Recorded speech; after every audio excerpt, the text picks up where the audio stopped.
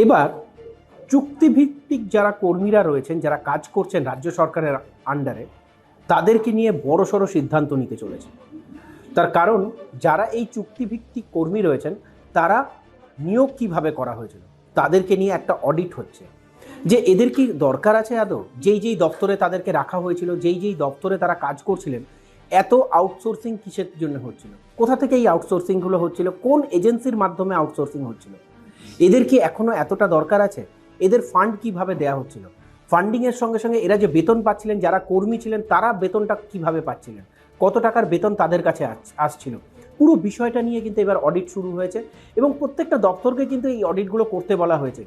আদৌ যারা যারা চুক্তিভিত্তিক কর্মী রয়েছেন, তাদের কি যে পরিমাণ চুক্তিভিত্তিক কর্মী রয়েছেন অত চুক্তিভিত্তিক কর্মী কি লাগবে, না তাদের না নিয়েই কাজ করা যাবে, এই পুরো বিষয়গুলো নিয়ে কিন্তু এখন ইতিমধ্যেই কিন্তু অডিট শুরু হয়েছে।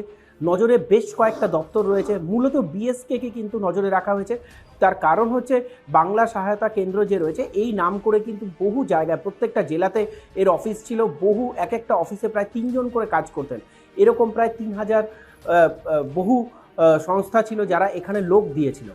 তো এই চুক্তিভিত্তিক যে কর্মী ছিল তাদেরকে কিভাবে নিয়োগ করা হয়েছিল, তাদের পেমেন্ট কিভাবে দেওয়া হতো, এই দিকেই নজর এবং এই অডিটটাকে কিন্তু করতে বলা হয়েছে।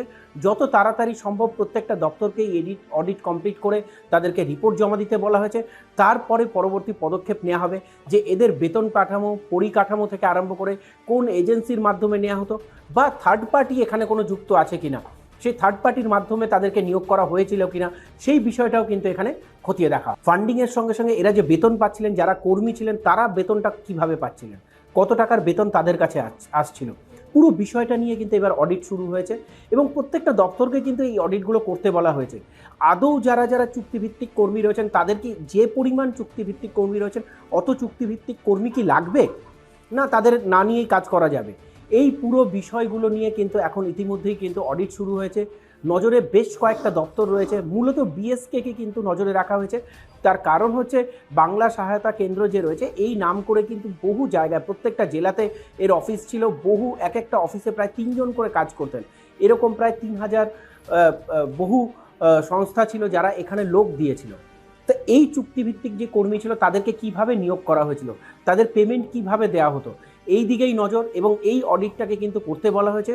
যত তাড়াতাড়ি সম্ভব প্রত্যেকটা দপ্তরকেই অডিট কমপ্লিট করে তাদেরকে রিপোর্ট জমা দিতে বলা হয়েছে। তারপরে পরবর্তী পদক্ষেপ নেওয়া হবে যে